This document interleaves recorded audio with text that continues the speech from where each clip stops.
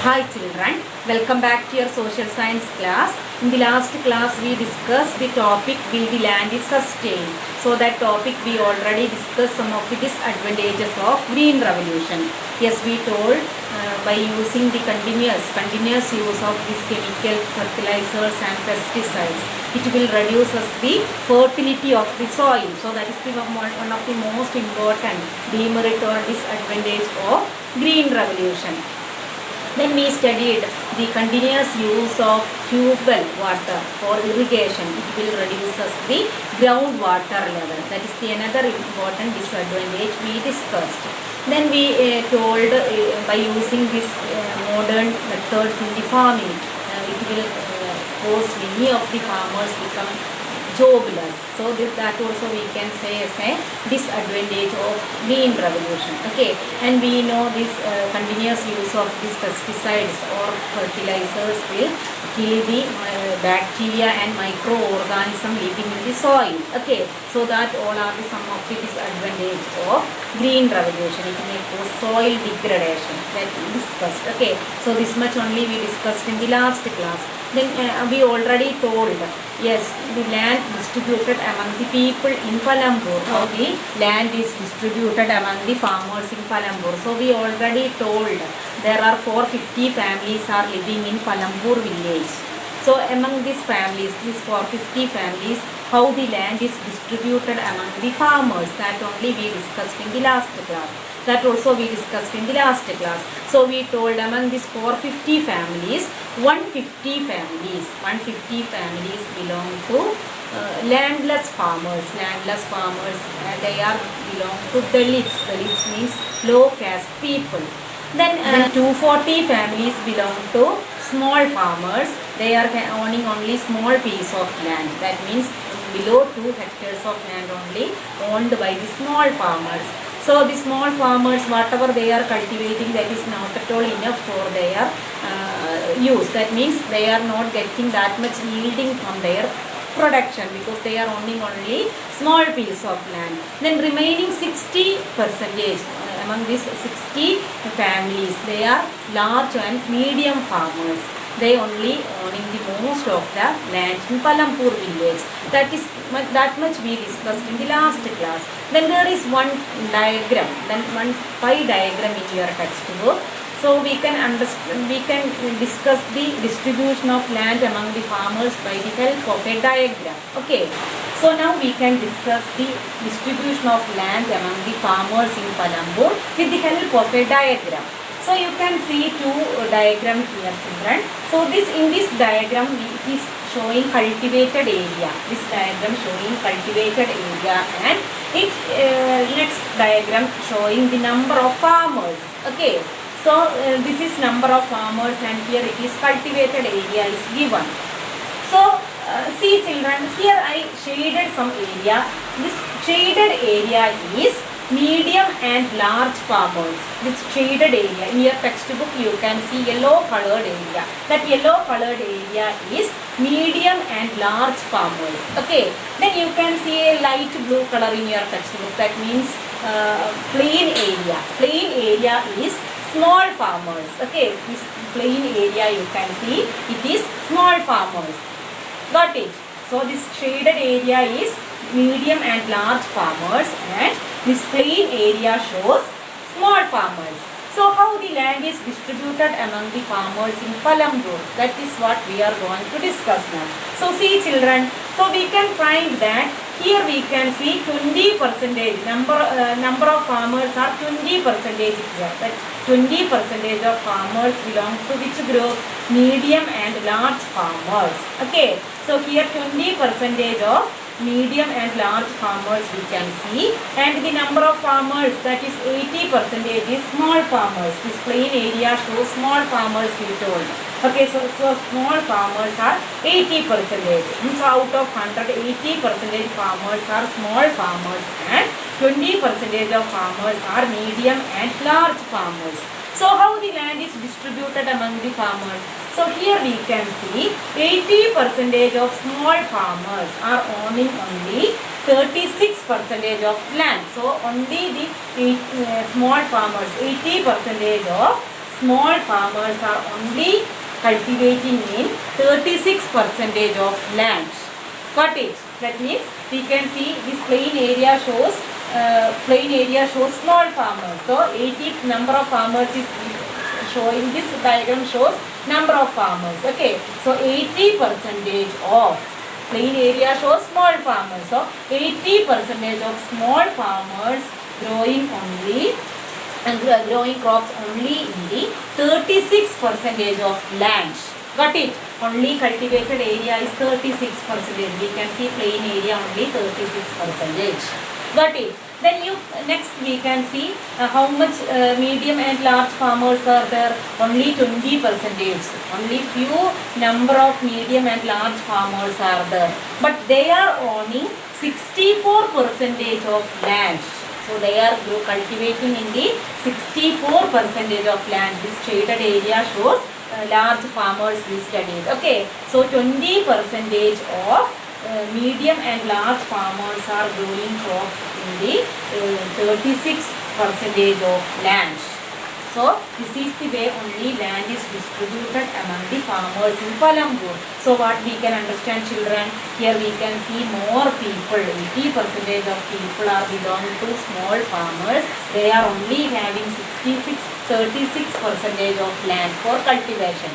Okay, but we can see here 20% of large and medium farmers. They are owning most of the land. That means 64% of cultivated area under this medium and large farmers. So we can find a unequal distribution of land among the farmers in Palampur. Okay, most of the land is owned by large and medium farmers, and only few land, that means below 2 hectares of land only owned by the small farmers. Got it? So this is the land distribution of farmers among Palampur. Okay. Our next topic is who will provide labor. So next topic is about who will provide labor in Palampur village. Okay. So we already learned that the labor is one of the most important factor of production. Without labor, the production cannot possible. Then we know the work people do are called labor. So labors are the most abundant factor of production. Most abundant factor of production. That means most important factor of production. Okay. Factor of production.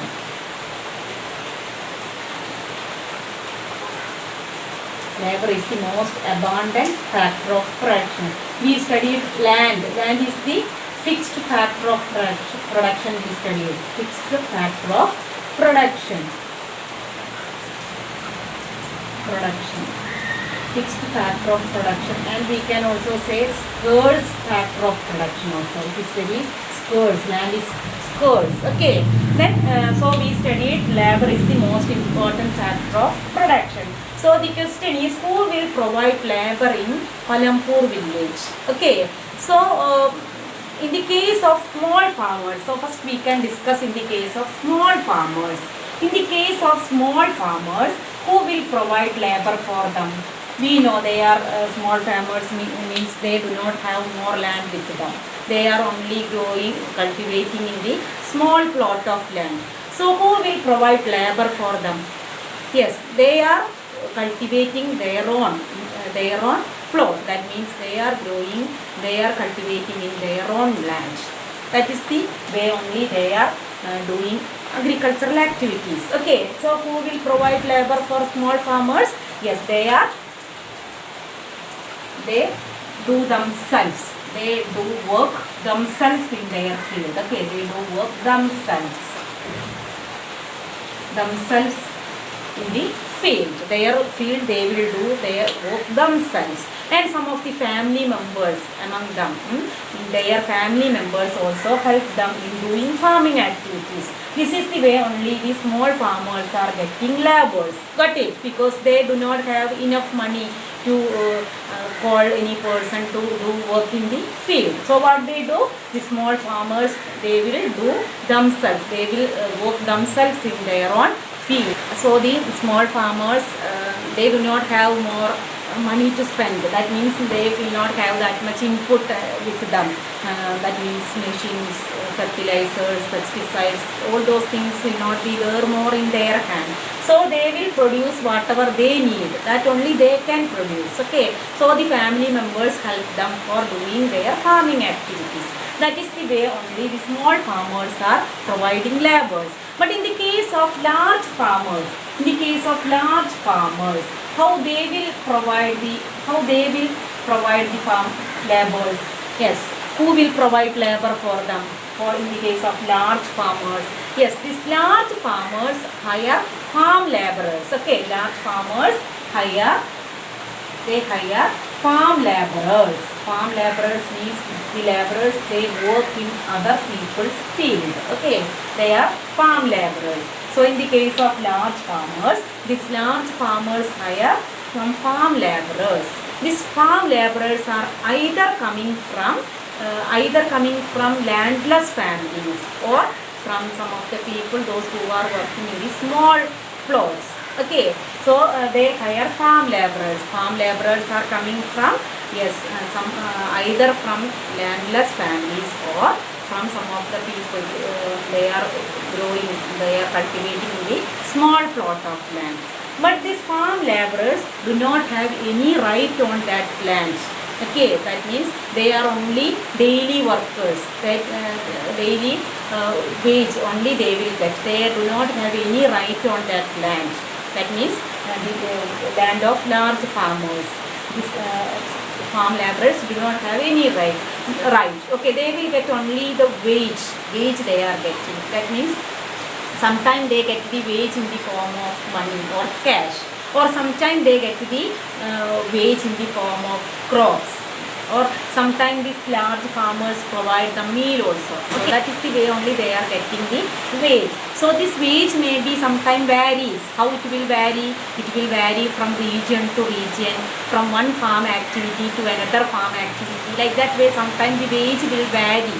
That means one farm activity to another farm activity means we know farm activities include sowing, harvesting, threshing. Different activities will come under farming. So according to this farming activities, sometimes the wage may vary. Okay. So we can explain it with the help of a story. A story is given in your textbook. Let us explain it with the help of a farm laborer called Dala. She is a farm laborer, small farm laborer. She is working in the basis of daily wage. And as per the government rule, according to the census of 2011, the wage of a farm laborer is 150 rupees per day. But Dala is only getting 80 rupees per day. She is only getting 80 rupees. So these farm laborers are ready to work in this 80 rupees. It is because of, we know farming is a seasonal activity. Some season only people may find job. That means sowing, harvesting, threshing. It will be there in some season. So some season the people may not find any job. So that is why people or farmers are forced to work under this wage. 80 rupees the people, farmers are ready to work. It is because of, otherwise there will be unemployment. People may not find job. That is why these farmers or farm laborers are forced to work under 80 rupees per day. Okay. So they cannot do anything. They can complain each other. That only the way they can do. The next topic is capital needed in farming. We know capital is the most important factor, another important factor of production. Without capital, production cannot be done properly. So we know in the modern method of farming needs more capital. We studied they need to spend more money for capital because modern machineries, fertilizers, pesticides, seeds and all more money need to spend. So from where the people find, farmers find capital? That is the question. Okay, so we can discuss how the small farmers get capital. Okay, so how in the case of small farmers, so we already studied small farmers may have only few land only with them. So these farmers only grow crops or only cultivating in that small plot of land. So they will not get enough crops from there, isn't it? They get only the crops whatever useful for their own consumption, that only they are getting. So they do not have any surplus for selling in the market. So how they get capital? So what the farmers do for, small farmers do for getting capital? Okay, that means seeds. Capital means we know two types of capitals. We studied physical capital and working capital. So from where they get these raw materials and fertilizers and everything. For that, from where they get, from where they find money for buying all those things. Okay, so in the case of small farmers, they do not have enough money with them. So what they do to get the capital? Yes, they borrow money. They borrow money from, they borrow money from where, children? Yes, they borrow money from money lenders. Money lenders or large farmers. Large farmers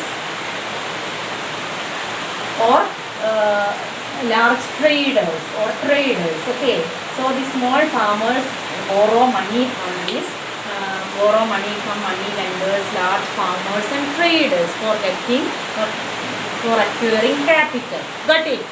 So they have to pay a large amount of money as an interest, because without giving interest, the farmers, large farmers or money lenders will not provide them loan or money. For that they have to spend a huge amount of money as an interest. Okay, so this is the way only the small farmers are acquiring capital. Sometimes if they borrow this money, they are very, it is very difficult to repay it, because if the production is less, or there is any natural disaster or something come, then there is a cause, it is a chance for destruction of crops. So it will be very difficult to repay the loan in the case of small farmers. Okay, so small farmers are borrowing money from money lenders, large farmers or traders. This is the way only the small farmers are acquiring capital. Got it? Here there is one story in your textbook about the story of a small farmer called Savita. So she is a small farm laborer. She is having some money with them, but she has only few amount of money only she has with them. So she needs little more money for buying this inputs. Input means this capital for production. So she borrowed money from a large farmer called Tejpal. Tejpal is one of the large farmer in Palampur village. So she borrowed some money from him, and he offered a high rate of interest for giving money. So she is ready to pay that interest. So she agreed for, she will give that rate of interest. She is ready for that. And one more condition he told, he has to work. She has to work in his field as a farm laborer at the amount, at the wage of 35 rupees. Okay, so she is forced to agree that, because she don't have enough money with her, so she is ready to do that also. So in the case of Savita need to pay high rate of interest to this large farm laborer for getting money. And one more thing she has to do, what she has to do? Yes, she has to work as a farm laborer in his field in the harvesting season. So 35 rupee only he will provide, he will give as a wage to her. So she agreed to do that, and she has to manage what are the things she has to do. Yes, she has to work her own field. After that she has to work as a farm laborer in large farmer, that means Tejpal's field, and she has to do all the household works. And then also she agreed to, she is ready to do all those things, because she need money for she need money to acquire capital. Okay, so this is the situation of small farmers in Palampur village. So that is the case of small farmers. But in the case of large farmers, how they get capital? Yes, In the case of large farmers, they have enough money with them. They have a lot of money and bank balance with them, investment savings with them. So they can use their own money for buying all those things. That means for the, whatever the capital required for production, they can purchase by using their own money because they have enough land, more land is there, and they are getting more crops yielding from their land. So they can use their own money for acquiring capital. So that is the case of large farmers. But in the case of small farmers only, they need to borrow money from these large farmers. Okay, this is the way only the farmers in Palambur are acquiring capital. They are getting capital. Okay children, this much enough for today's class. So today we discussed only about how the land is distributed among the farmers in Palambur, then who will provide labor in Palambur village, and how they are getting capital. Okay, that only we discussed in today's class. So we have to write 2 question answers. I am giving 2 questions as a homework. So second question in your textbook, modern farming method requires more inputs which are manufactured in industry. Do you agree? That question's answer you have to write. Second one, and 10th question's answer. How do the medium and large farmers obtain capital for farming? How is it different from small farmers? 10th question. So second and 10th question's answer you have to write as a homework. Okay. So this much enough for today's class. We will meet in the next class. Okay. Bye.